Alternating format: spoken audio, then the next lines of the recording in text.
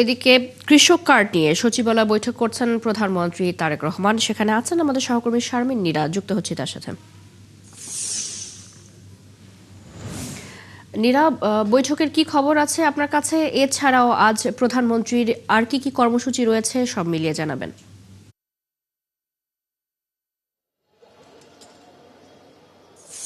চৈতি, ধন্যবাদ আপনাকে। বৈঠকটি আসলে 10:30 নাগাদ শিডিউলে যেমনটি রয়েছে, যে 10:30 নাগাদ শুরু হয়েছে এবং মোটামুটি লম্বা সময় ধরে চলবে। এখানে অর্থ পরিকল্পনা উপদেষ্টা রয়েছেন, কৃষি মন্ত্রী রয়েছে এবং সংশ্লিষ্ট যারা রয়েছেন মৎস্য প্রাণী সম্পদ মন্ত্রীরও থাকার কথা রয়েছে।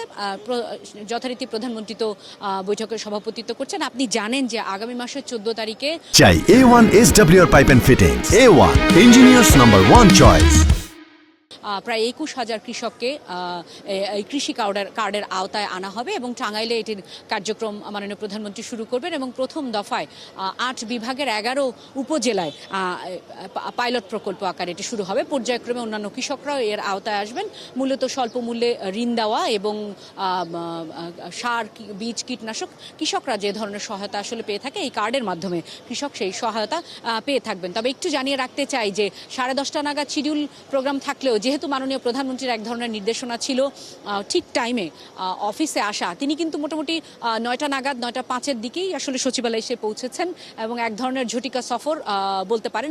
তিনি 1 নম্বর গেট দিয়ে প্রবেশ করেন এবং পরবর্তীতে আমরা যেটি জানতে পেরেছি যে তিনি গৃহায়ন গণপূর্ত মন্ত্রণালয়, পাশাপাশি শিক্ষা মন্ত্রণালয়, বাণিজ্য মন্ত্রণালয়ে তিনি গিয়েছেন। সেখানে কর্মকর্তা কর্মচারীদের সাথে কুশল বিনিময় করেছেন। খানিকটা কিন্তু খোঁজ নেওয়ার মতো কেউ আসলে ঠিক সময় আসছে কিনা, অভিভাবকত্বের যে দায়িত্ব সেটি একরকম পালন করা। পরবর্তীতে 10টা নাগাদ 1 নম্বর বিল্ডিংয়ে, যেখানে ক্যাবিনেট ডিভিশন রয়েছে, তার নিজ দফতর যেটি, সেখানে তিনি আসেন এবং প্রধানমন্ত্রীর এই বিভিন্ন দফতরে যাওয়া কিন্তু এক ধরনের বার্তা যে ঠিক সময়ে যারা কর্মকর্তা কর্মচারী রয়েছেন তাদের আসলে আসতে হবে এবং কাজে মনোনিবেশের বিষয় যেটি রয়েছে, এটি এক ধরনের তেমন অলিখিত বার্তা। একটু জানাতে চাই যে ঈদের পরে আজ কিন্তু, এর আগে 2 দিন অফিস হয়েছে, কিন্তু ওই অর্থে আজকে এই সচিবালয় সরব হয়েছে, অর্থাৎ লম্বা ছুটির আড়মোড় ভেঙে একরকম কর্মকর্তা কর্মচারীরা আজকে আসছেন এবং সচিবালয় দফতরগুলিও এক ধরনের ব্যস্ততা রয়েছে। প্রধানমন্ত্রীর যে শিডিউল আমাদের কাছে রয়েছে 1:30 নাগাদ, 1:30টার আগেই তিনি আসলে বেরিয়ে যাবেন। 1:30টায় তার একটি মিটিং রয়েছে সংসদ ভবনে, এমনটা আমরা জানতে পেরেছি। অর্থাৎ গেল কয়েকদিন ধরে প্রধানমন্ত্রী ছুটি শুরু হওয়ার পরেও যে লম্বা সময় সচিবালয়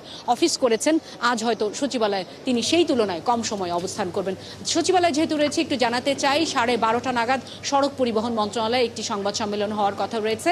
আপনি জানেন যে এবার ঈদে হতাহতের ঘটনা, নিহতের ঘটনা আসলে সবাইকে, দেশবাসীকে ব্যথিত করেছে। সেই বিষয়েও নিশ্চয়ই সড়ক পরিবহন মন্ত্রী গণমাধ্যমের মুখোমুখি হবেন। কি ধরনের সুরক্ষা ব্যবস্থা আগামীতে নেওয়া যায় সেই বিষয়টিও জানাবেন। আমরা রয়েছি চৈতি এখানে। নীরা, ধন্যবাদ আপনাকে। আপনি আছেন সেখানে, নিশ্চয়ই পরবর্তীতে আবারও আপনার সাথে আমরা যুক্ত হয়ে পরবর্তী খবর জেনে নেব।